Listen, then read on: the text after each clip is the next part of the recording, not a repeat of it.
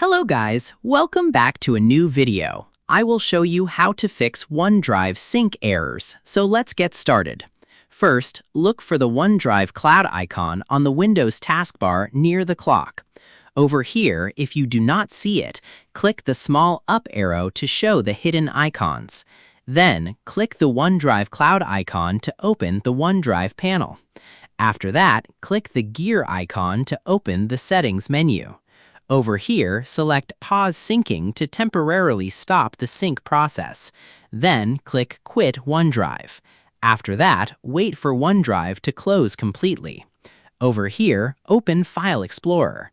Then locate the OneDrive folder in the left sidebar. After that, click the OneDrive app to launch it. Over here, wait for the OneDrive cloud icon to appear again in the taskbar.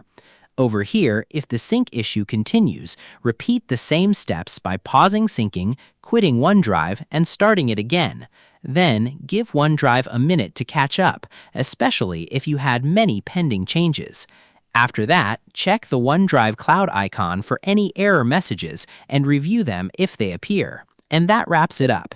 If you found this video useful, please do like and subscribe. Thanks for watching.